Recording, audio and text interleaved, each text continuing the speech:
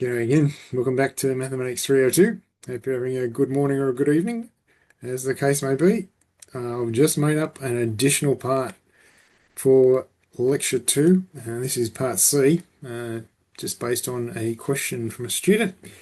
This is explaining relations in graphs. I probably should have done this in Part B, but didn't. So now here's Part C. So let's go. It's a very, very short lecture, this one. So relation properties, just going through the properties as a reminder, reflexivity, ARA. So every element A in set A relates to itself. That's fairly obvious. Symmetry, ARB implies BRA. Transitivity, ARB and BRC implies ARC. And equivalence means you've got all of those three properties. So they're the three properties. We just want to see that if we can do that in a graph, that it's true. And just looking at Schroeder, reminder of Schroeder-Bernstein, if there exist injective functions a to b and b to a between the sets a and b, then there exists a bijective function a to b. So in terms of the cardinality, this classically implies if a is less than or equal to b and b is less than or equal to a, then a must equal b. Okay, just putting that in there to keep that as a reminder in your mind.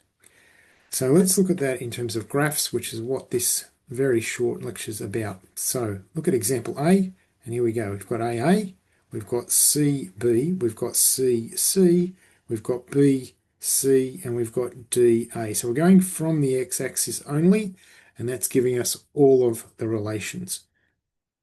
You don't just go forwards and backwards. That's not how the relations work. So let's consider our starting point always on the x-axis. So let's start at A and go to A. So you go A, A. Well, that's great. Let's start at D and go to D. So D, D. That's great. And let's start at C and go to C. So we've got C, C. So that's great too. So there we go. So these create no other connecting relations. In other words, if I go from D to D, then I'm at D. So come back to D. Where do I go next? Well, I can only go back to D. So that's it. It's not telling me to go anywhere else. So A to A, C to C, and D to D, and just telling me to go back to exactly where I was before. So let's start at C and go to B. So if we start at C, we can now go to B. So now what that implies, if we've got an equivalence relation, that implies that we should be able to start at B and go to C. In other words, start at B and go to C, which we can. So that's great. Now if we start at B, we cannot get to B. If we go to B, and we can't get to B, we go B null. So we haven't got the full set of these. We haven't got A to A, B to B, C to C, D to D. We're missing B to B. So the relation's not an equivalence relation because BB is not there. So the relationship is not reflexive. So reflexive means every element that you're using. So let's suppose there was nothing here and nothing here. So B isn't actually being used. So really this example would be A, C, D, but B is here. It's being used. It's being used because you're going C to B and you're going B to C. So it is being used. That B is being used. So therefore there must be a BB in there. Okay, if this was just, look at E. Like if you imagine if the graph just went on forever, EE is not being used.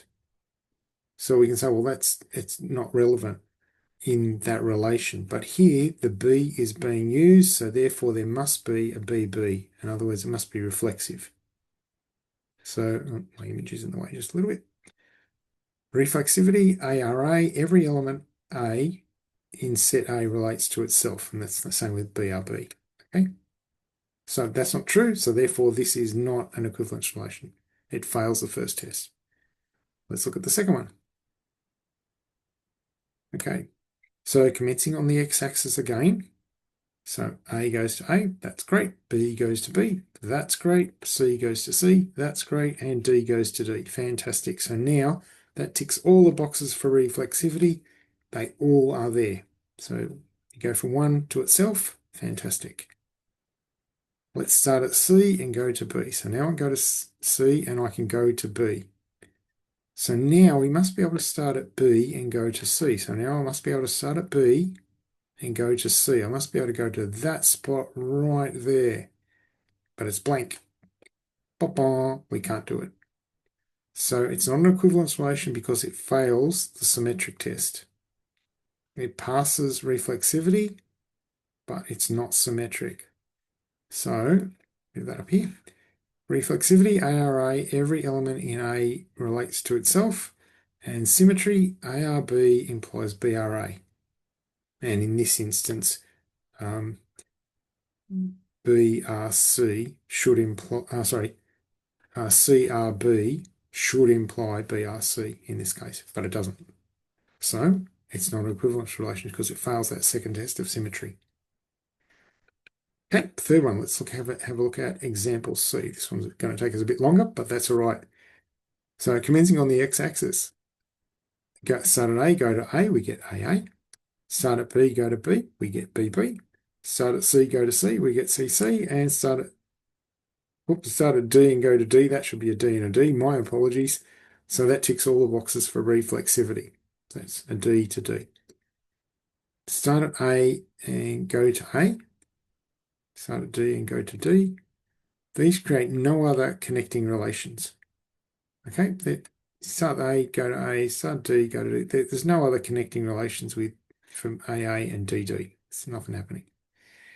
If we start at C and go to B, start at C and we'll go to B. Now we must be able to start at B and go back to C. My image is in the way.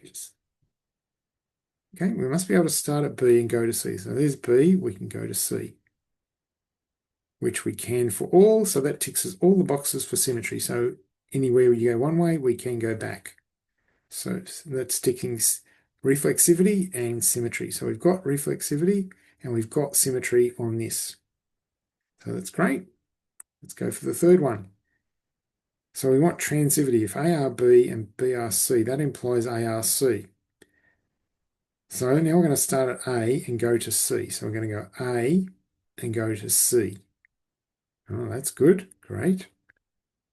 So now we're going to start at C because we've just gone to C. So now we're going to start at C and we're going to go to B. Now, transivity implies we must be able to go from A and get to B because I've gone AC, then CB. So now I must be able to go from A and get to B. So go from A and get to B, I cannot. So therefore it's not an equivalence relation because it is not transitive. It fails the test. In this instance, we should be able to go AC, CB, and that implies I can go from A to B.